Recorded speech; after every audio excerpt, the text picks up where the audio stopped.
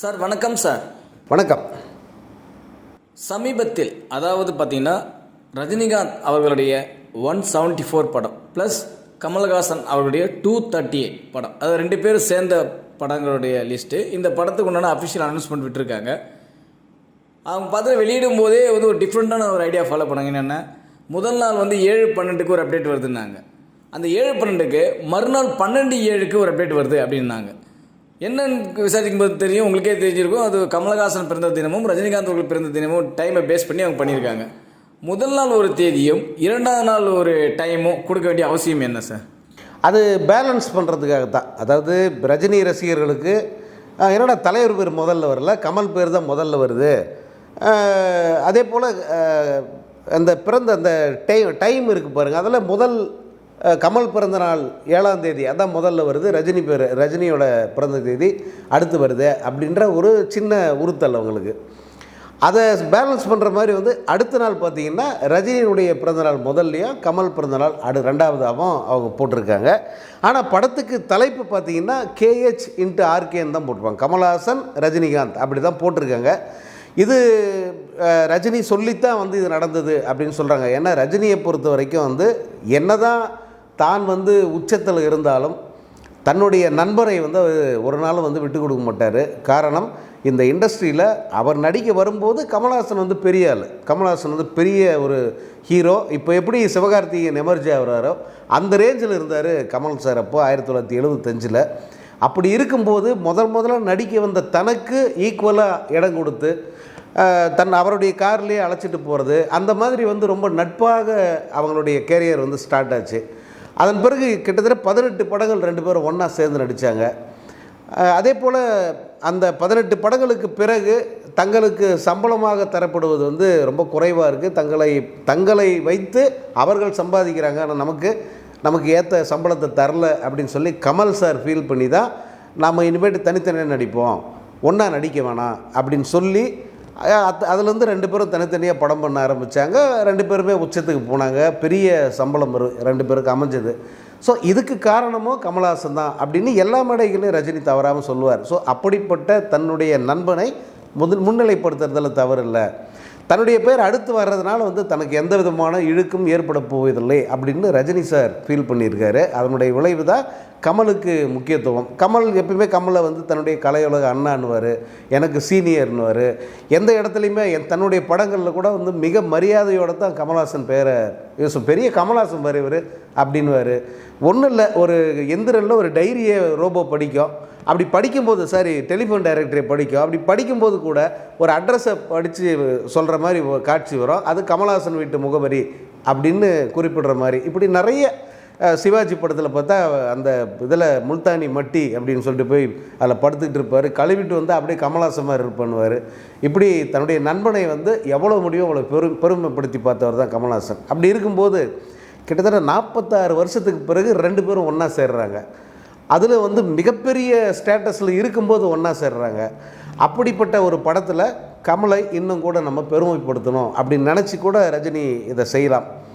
ஆனால் பிஸ்னஸ் அல்டிமேட்டாக நீங்கள் என்ன தான் மரியாதை கொடுக்கறது பெருமைப்படுத்துறது அப்படிலாம் இருந்தாலும் சினிமாங்கிறது finally it's a big business. அப்படி ஒரு வர்த்தகத்துக்கு ரஜினி பேரை தான் முன்னிலைப்படுத்தணும் அப்படிங்கிற ஒரு சூழல் வந்தால் அதை பட தயாரிப்பு நிறுவனம் தாராளமாக செய்யும். ஏன்னா அவங்க இதை பிஸ்னஸாக பார்க்குறவங்க. சார், இப்போ நீங்களே ஒரு விஷயத்த சொன்னீங்க, யார் பேரை முன்னாடி பயன்படுத்துவது அப்படின்ற மாதிரி வந்து நீங்கள் சொல்கிறீங்க.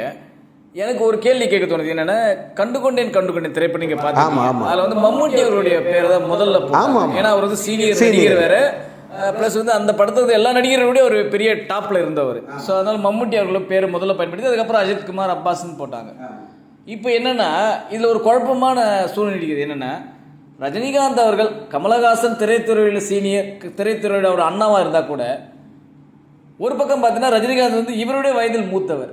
ஸோ இப்போ ஏஜ் டிஃபர் பண்ணி முதல் பேரை கொடுப்பாங்க நினைக்கிறீங்களா, இல்லை சினிமாவில் என்னோட சீனியர் அவர் தானே அப்படின்ற மாதிரி அந்த பேரை கொடுப்பாங்கன்னு நினைக்கிறீங்களா? ரொம்ப உண்மையிலே இன்ட்ரெஸ்டிங்கான கேள்வி இது.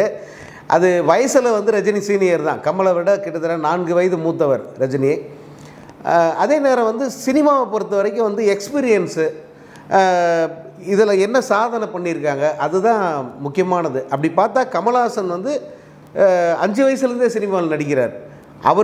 அவருடைய திரை அனுபவங்கிறது வந்து கிட்டத்தட்ட 63 64 ஆண்டுகள் அவருடைய திரை அனுபவம், 65 வருஷம்னு நினைக்கிறேன். ரஜினி வந்து இப்போ பொன்விழாவில் இருக்கிறது 50வது ஆண்டு இது. அந்த வகையில் பார்க்கும்போது கமல் வந்து சீனியர் தான், திரைத்துறையில் சீனியர் அவர் ரஜினிக்கு. அதே போல் ரஜினி நடிக்க வரும்போதே அவர் ஒரு முன்னோடி. அவர் அந்த அடிப்படையில் தான் வந்து அவருக்கு மரியாதை தரார். இன்னொன்று, ரஜினிக்கே கூட தனிப்பட்ட முறையில் பல இடத்துல சொல்கிறாரு, நான் வந்து எந்த இடத்துலையும் கமல் எனக்கு செஞ்சதை நான் மறக்க மாட்டேன், அவர் எனக்கு வந்து நிறைய நன்மைகள் செஞ்சுருக்காரு, அதற்கு நன்றியோடு நான் இருப்பேன் அப்படின்னு சொல்லிட்டு பல இடத்துல சொல்லியிருப்பார். அதனுடைய விளைவு தான் அவர் பெயரை முன்னிலைப்படுத்தணும் அப்படின்னு சொல்லி போடுறாங்க. நீங்கள் கேட்ட மாதிரி வயசில் அடிப்படையில் ரஜினி பேரை தான் முதல்ல போடணும். அதே போல் சினிமாவில் இப்போ மார்க்கெட் அடிப்படையில் பார்த்தா கூட ரஜினியை தான் முதல்ல போடணும், அதில் எந்த மாற்று கருத்தும் இல்லை. ஆனால் ரஜினி தனிப்பட்ட முறையில் இப்படி நினைக்கிறதால இந்த டைட்டில் இப்படி வருது. Right sir. இப்போ பார்த்தீங்கன்னா அந்த டைமில் வந்த காலகட்டங்கள், அதாவது 70s 80s வந்த அந்த நடிகர்கள் யாருமே அழியணும்னு நினைக்கல. உங்களுக்கு தெரியும் இல்லையா? ஏன்னா விஜயகாந்த் வந்தார், பாக்கியராஜ் வந்தார், ராஜ்கிரண், ராமராஜன், பல நடிகர்கள் வந்தாங்க. ஏன்னா இவங்க மார்க்கெட் அளவுக்கு ஈக்குவலாக கொண்டு வந்தாங்க நிறைய நடிகர்கள். ஒரு சில நடிகர்கள் வந்து ஒரு சில வருஷம் தாண்டியே கூட போனாங்க, ரஜினியோட தாண்டி போனாங்க. அப்படி இருந்தும் கூட இந்த நடிகர்கள் யாருமே வந்து அவங்களை பார்த்து பொறாமப்படல, போட்டி போட்டாங்க.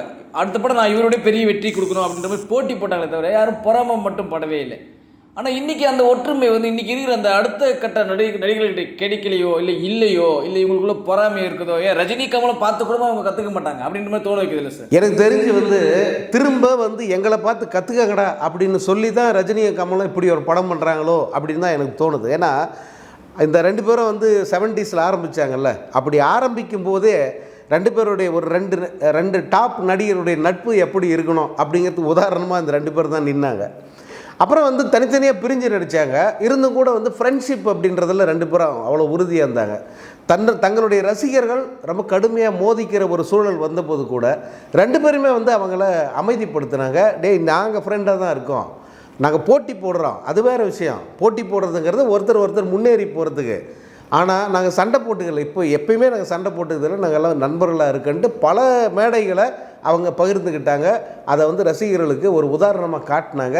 அப்படித்தான் தங்கள் ரசிகர்களை வளர்த்தாங்க அவங்க. இப்போ இன்றைக்கும் கூட ரஜினி ரசிகர்களுக்கும் கமல் ரசிகர்களுக்கும் கருத்து மோதல் இருக்குது. 2 பேரும் வந்து தங்கள் தலைவர் படம் தான் பெருசு அப்படின்னு பேசுகிற அந்த மனப்பான்மை இருக்குது. ஆனாலும் கூட ஒருத்தர் படத்தை வந்து டீகிரேட் பண்ணோம், அந்த படத்தை சுத்தமாக அழிக்கணும், ஓட விடாமல் பண்ணணும் அப்படிங்கிற மனநிலை 2 பேருக்குமே கிடையாது. இன்னும் சொல்லப்போனால் முதல் நாள் ரஜினி படம் கமல் படம் 2 ரிலீஸ் ஆகுதுன்னா முதல் நாள் முதல் காட்சி ரஜினி படத்தை பார்ப்பான் ஒரு ரஜினி ரசிகன், அடுத்த ஷோ வந்து கமல் படத்தை பார்ப்பான். கேட்டால் இல்லை மச்சி எப்படி இருக்குன்னு பார்க்கணுன்றதுக்காக போகிறேன் அப்படின்னு சொல்லுவான். அதே போல் தான் கமல் ரசிகர்கள் முதல்ல கமல் படம் பார்ப்பாங்க, அடுத்து நிச்சயமாக அவங்க போய் ரஜினி படம் பார்ப்பாங்க. காரணம் அவனும் சொல்லுவான், என்ன தான் பண்ணியிருக்காங்க பார்ப்போமே, நம்ம படத்தை விட நல்லா இருக்கான்னு பார்ப்போமே அப்படி சொல்லிட்டு போய் பார்ப்பாங்க. இதுதான் ரஜினி கமல் ரசிகர்கள் மனநிலை. ஆனால் அதை அந்த மாதிரி ஒரு சூழலை முழுசாக கெடுத்து குட்டிச்சவராக்கின பெருமை யாருக்கு சேரும்னா விஜய்க்கு தான் சேரும், விஜய் ரசிகர்களுக்கு தான் சேரும். ஏன்னா அவங்க வந்த பிறகு தான் அப்படி ஒரு மோசமான கலாச்சாரம் உருவாச்சு. பார்த்திங்கன்னா அஜித் படம் ஓடிக்கிட்டு இருக்கோம், அந்த தேட்டரில் போயிட்டு கலாட்டா பண்ணுவாங்க, படம் நல்லா இல்லைன்னு கத்துவாங்க, அல்லது வேணும்னே வந்து அஜித்தை சிறுமைப்படுத்துகிற மாதிரி ஏதாவது வந்து அங்கே விட்டை கொளுத்தி போடுவாங்க. சொல்கிறான்ல விஜய் கொளுத்தி போடலாமா அப்படின்ட்டு. இந்த கொளுத்தி போடுற புத்திங்கிறது யார் கொடுத்தது? விஜய் கொடுத்த புத்தி. அதுதான் வந்து தமிழ் சினிமாவுடைய அந்த சூழல், ரசிக சூழலையே கெடுத்து நாசமாகுச்சு அப்படின்னு சொல்லுவேன். இப்போ திரும்ப 2 பேருமே வந்து நாங்கள் அதை பாரு, இப்போ முன்னையாவது வந்து நீங்கள் மோதிக்கிட்டீங்க, இனி அப்படியெல்லாம் மோதிக்காதீங்க, 2 பேரும் தோளில் கை போட்டு வந்து இந்த படத்தை என்ஜாய் பண்ணி பாருங்கள் அப்படின்னு சொல்லியே இந்த படத்தை பண்ணுறாங்க.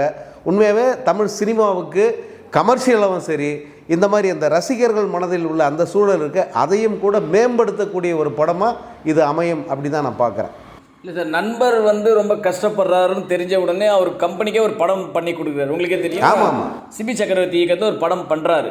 ஸோ நண்பர் வந்து கஷ்டப்படுத்தக்கூடாது, நம்ம அவரை பார்த்தா நம்ம கலை உலகத்தில் நம்ம நிறைய விஷயங்கள் கற்றுக்கிட்டோம் அப்படின்னு வெளிப்படையாக சொல்லக்கூடியவர் தான் ரஜினி. ஆமாம், சும்மா ஒன்றும் சொல்லிட முடியாது. 1000 தான் இருந்தால் கூட அவரை பார்த்தா நான் நிறைய விஷயங்களே கற்றுக்கிட்டேன் சினிமா துறையில் அப்படின்னு சொல்லக்கூடியவர் தான் ரஜினி. ஸோ அந்த மனப்பான்மை வந்து பார்த்திங்கன்னா அடுத்த கட்ட ஜென்ரேஷன் நடிகர்கள் வந்து ஏற்றுக்கவும் மாட்டாங்க, ஒத்துக்கவும் மாட்டாங்க. இப்போ பல நடிகர்கள் உங்களுக்கு தெரியும், ரஜினியே தான் வந்து ரோல் மாடலாக எடுத்துகிட்டு இண்டஸ்ட்ரி, இன்னைக்கு வந்த பிரதீப் ரங்கநாதன் வரைக்கும் ரஜினி தான் ரோல் மாடலாக எடுத்துகிட்டு வந்திருக்காங்க. ஆனால் காலப்போக்கில் நான் தான் வந்து அடுத்த ரஜினிகாந்தே இல்லை, நான் தான் அடுத்த ரஜினின்னு சொல்கிறது, நான் தான் அடுத்த சூப்பர் ஸ்டார்னு சொல்கிறது, இந்த மாதிரி ஒரு நிகழ்வு நடக்கும்போது இதெல்லாம் ரஜினிகாந்த் அவர்கள் எப்படி எதிர்கொள்வார்? இதில் வந்து கண்டுக்கவே மாட்டார் அவர்? இல்லை, அவர் வந்து இதை பொருட்படுத்த மாட்டார். ஏன்னா அவருக்கு இந்த நெகட்டிவான விஷயங்கள் எதையுமே வந்து அவர் கண்டுக்க மாட்டார். பார்ப்பார், அவருக்கும் வந்து அவர் பார்வைக்கும் போகும். ஆனால் அதை எப்படியாவது அதை கடந்து போயிடணும் அப்படிங்கிறத ரஜினியுடைய மனநிலை.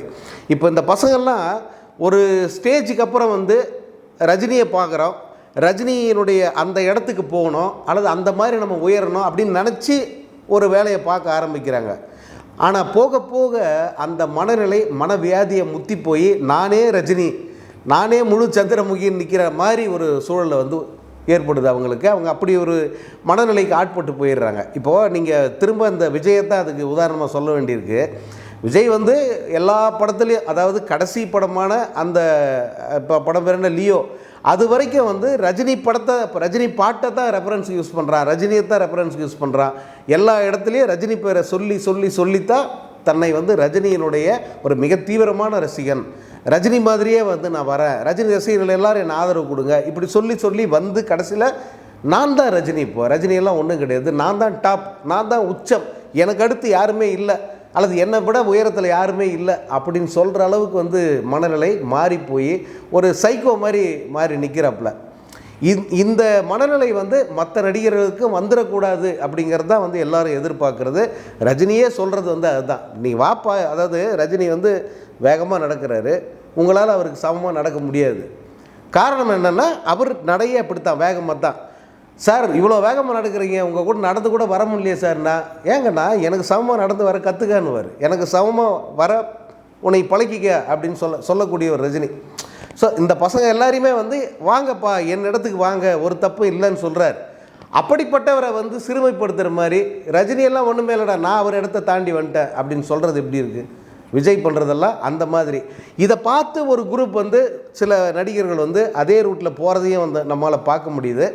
நல்ல வேளை இந்த சிவகார்த்திகேயன் மாதிரியான நடிகர்கள் எல்லாம் அப்படி இல்லாமல் அவங்க எப்போதும் தனது முன்னோர்கள் யாரை பார்த்து நம்ம வளர்ந்தோமோ அவங்கள மதிக்கணும் அப்படிங்கிற உணர்வோடு வந்து அவங்க நடந்துக்கிறாங்க. எல்லாருக்குமே வந்து ஒரு பாடமாக தான் இந்த ரெண்டு பேரும் அந்த படத்தை பண்ணுறாங்களோ அப்படி தான் பார்க்க முடியுது. இப்போ ரஜினிகாந்த் அவர்கள் வந்து கமலஹாசன் அவர்கள் கஷ்டத்தில் இருக்கும்போது ஒரு படம் பண்ணித்தரேன் அப்படின்ற மாதிரி ஒத்துக்கிட்டாரு. ஆனால் ரஜினிகாந்தும் வந்து சில நாட்கள் வந்து அவருடைய தயாரிப்பு நிறுவனத்தில் எந்த படமும் சரியாக போகலை. உங்களுக்கு தெரியும், அவர் தயாரித்த சில படங்கள் கூட போகவே இல்லை. ஏன் அப்போ வந்து ரஜினிகாந்த் யோசிக்கவே இல்லை, கமலை வச்சு நம்ம ஒரு படம் பண்ணி நம்ம தயாரிப்பு நிறுவனத்தில் சம்பாதிக்கலாமே அப்படின்னு யோசிக்கலையா சார்? ஏன்னா அவர் ரஜினிகாந்துங்க, அவருக்கு இணை அல்லது அவரை மாதிரி திங்க் பண்ணுறவங்க வேறு யாரும் கிடையாது சினிமாவை பொறுத்தவரை. இன்னொன்று, தன்னுடைய பிரச்சனை எதையுமே வந்து அவர் அடுத்தவங்களை வச்சு சால்வ் பண்ணணும்னு நினைக்கவே மாட்டார். சினிமாவில் அவருக்கு ஏற்படாத பிரச்சனையாக எவ்வளவோ சிக்கல்கள் வந்தும் கூட அவர் தயாரிப்பாளர் சங்கத்திலேயோ நடிகர் சங்கத்திலேயோ போய் முறையிட்டதே இல்லை. தானாக ஒத்தாளாக நின்று எல்லாத்தையும் சமாளிச்சிருக்கார். அதான் ரஜினிகாந்த். அப்புறம் இன்னொன்று என்ன, கமல்ஹாசனுக்கு படம் பண்ணணும் அப்படிங்கிற தலையெழுத்து எதுவும் ரஜினி கிடையாது. அதே போல் கமல் கூட சேர்ந்து நடிக்கணும் அப்படிங்கிற கட்டாயமும் அவர் கிடையாது. இந்த இரண்டையும் ரஜினி முன் வந்து செய்கிறார். நல்லா இதை பதிவு பண்ணணும் அப்படின்னு நான் நினச்சேன். இது ரெண்டுத்தையுமே வந்து ரஜினியே முன் வந்து செய்கிறார். இப்போ கமல்ஹாசன் வந்து கஷ்டத்தில் இருக்கார் அப்படின்னு தெரியும். அதே நேரம் வந்து கமல் வாய் விட்டு கேட்கல, ரஜினி நடித்தா நல்லாயிருக்கும், நம்ம ஒரு படம் பண்ணி கொடுத்தா நல்லா இருக்குன்னு அவருக்கு இருந்தாலும் கூட ரஜினியே முன் வந்து சொல்கிறார், நாம் ரெண்டு பேரும் சேர்ந்து ஒரு படமும் உங்கள் நிறுவனத்தில் நான் படம் பண்ணுறேன்னு. எப்போ சொல்கிறாருன்னா, பாலச்சந்தர் சாருடைய சிலை திறப்பு விழா அது சில ஆண்டுகளுக்கு முன்னாடி நடந்தது. கமல்ஹாசனுடைய ஆஃபீஸில் பாலச்சந்தர் சாரோட சிலை ஒன்று இருக்குது. அதை திறந்து வச்சு யாருன்னா சூப்பர் ஸ்டார் ரஜினிகாந்த். அப்போ சொல்கிறாரு, இந்த RKFI இந்த நிறுவனத்தில் நிச்சயமாக நான் ஒரு படம் பண்ணுறேன், என் நண்பன் கமலுக்கு வந்து சில சிக்கல்கள் இருக்குது, பிரச்சனைகள் இருக்குது, அதை தீர்க்கறதுக்கு என்னால் முடிஞ்ச உதவி நான் ஒரு படம் பண்ணி தரேன் அப்படின்னு அப்போ வாக்கு கொடுத்துட்டு வர்றார். இதை வந்து கமல்ஹாசன் கேட்கல, ரஜினி செய்யணும்னு அவசியமும் இல்லை, பட் அவர் செய்கிறார். அதே போல் இன்றைக்கி இருக்கிற சூழலில் ரஜினியோட ரேஞ்சு வேறு, கமலும் வந்து அதுக்கு நிகரான ஒரு இதில் தான் இருக்கார். ஆனால் ரெண்டு பேரும் சேர்ந்து நடிக்கணுன்ற கட்டாயம் எதுவும் இல்லை. ஈவன் ரசிகர்கள் அது எதிர்பார்க்க கூட இல்லை.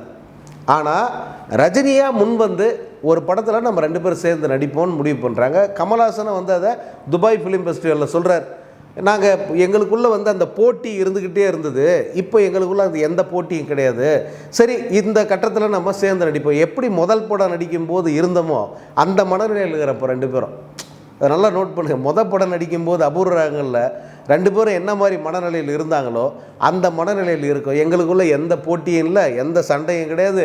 ஸோ இப்போ 2 பேரும் சேர்ந்து நடித்தா என்ன அப்படின்னு தோணுச்சு. நாங்கள் வந்து ஒத்துக்கிட்டோம், நடிக்கிறோம் அப்படின்னு கமல் சொன்னார். ஸோ எந்த ஒரு கட்டாயமும் இல்லை ரஜினிக்கு. ஆனால் அவராக பெரிய மனசு பண்ணி, இந்த வார்த்தை பயன்படுத்தக்கூடாது, பட் அவராக விரும்பி வந்து இதை பண்ணி கொடுக்குறார் கமலுக்கு. Sir thank you very much sir. Thank you. நன்றி.